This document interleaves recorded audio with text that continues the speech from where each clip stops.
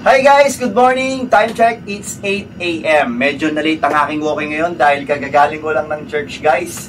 And may napansin ako guys, ito. Tingnan nyo, itong damit kong to. Yan, small to, matagal ko itong hindi nasuot dahil medyo sumikip sa akin. Pero ngayon, napakaganda na ng fitting niya guys. So mga ngayon lang nanood sa akin, pang day 7 na to guys ng aking 7-day healthy lifestyle challenge. Yes guys, finally! And syempre, bago ako mag-walking, magtitimbang muna ulit ako guys. Okay, ayan ang actual weight natin. Day 7. Okay guys, malapit na ulit ako sa Save More. And parang may event ngayon dito sa loob.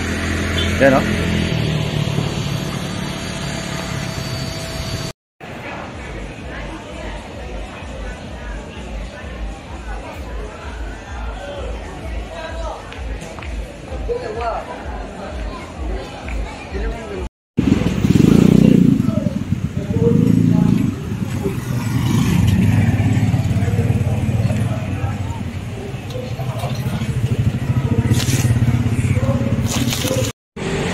Okay, so yan na ulit yung dulo guys.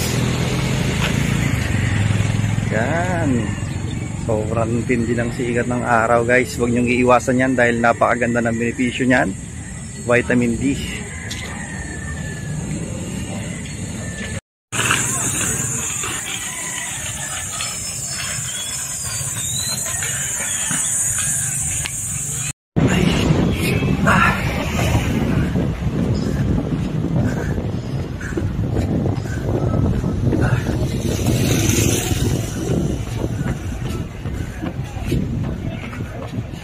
Hi guys, so nakakain na ako ng aking breakfast.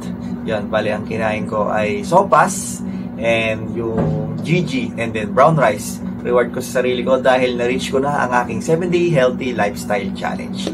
Yes, kung tatanungin nyo ako guys kung isasuggest ko bang gawin nyo yung ginawa ko, syempre hindi. Kasi magkakaiba naman tayo ng build ng ating pangangatawan. Pwedeng applicable sa akin and sa inyo hindi. Mas maganda kung magko-consult pa rin kayo sa inyong doktor.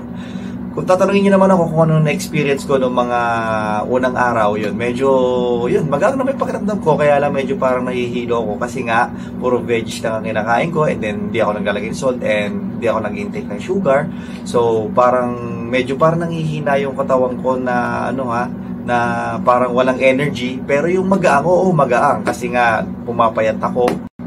And guys, dumating sa point na talagang nawalan na ako ng ganang kumain. Naisip ko pa lang yung meat, talagang nasusuka na ako guys. Yung mga the usual kong kinakain before, hindi na siya appetizing guys. Ganun yung na-feel ko. So yun guys, dapat balance lang talaga yung ating kinakain. Dapat nag-meat tayo, nag-fish, and veggies, rice, fruits, dahil yun ang kailangan ng ating katawan. So again, maraming salamat sa panonood sa akin. Huwag niyong kalimutan mag-like, share, and subscribe sa aking YouTube channel, Crash News and Vlogs. Till next time!